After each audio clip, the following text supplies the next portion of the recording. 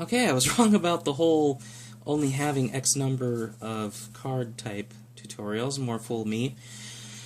And this will hopefully be my last one, which I'll say again. Each deck gets to start, if they choose, with an objective. These are fairly unique cards in your deck in that you can only have one objective in the deck. The only type that you can't have more than one of. And they have abilities on both sides. Once you meet certain criteria, like this one, when I have Luke complete Jedi Test number 5, I can flip it from Mind What You Have Learned to Save You It Can, and that'll affect my playstyle for the rest of the game. The objectives have destiny numbers, but it doesn't really matter. It's just a 0 on one side and a 7 on the other. That's just something I thought I'd share for cosmetic purposes.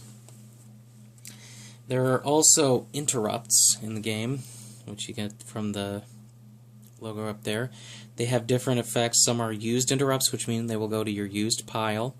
Starting interrupts will be told, you'll be told where to put them after they resolve on the card, but you use them at the beginning of the game. You can only use one starting interrupt during each game. And this is one that I will have a light side and dark side equivalent, so you will see both of those when I get into gameplay. And this is the Jabba's Palace logo, so that's just there.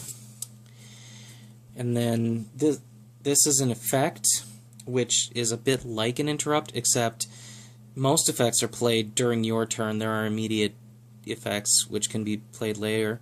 The main difference is that while interrupts resolve and then go to your used pile or lost pile or wherever, effects stay on the table until something causes them to be canceled. This is the effects logo if you didn't catch it already.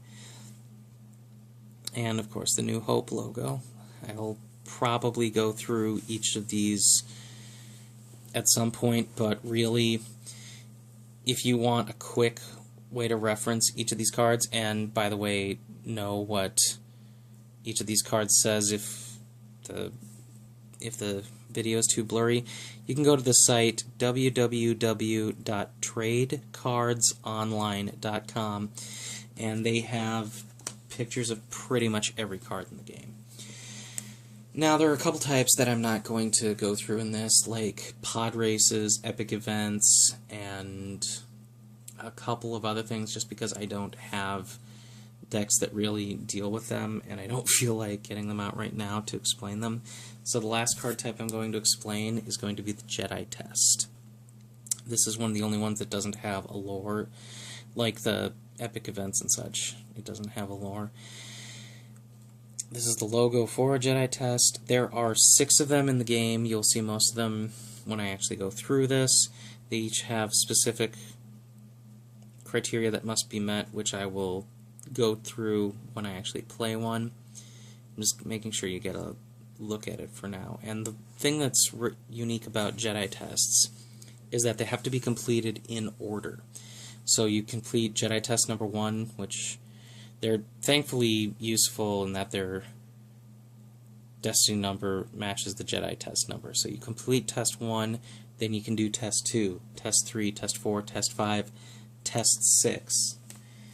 And in just a few minutes, we will get into what that actually means.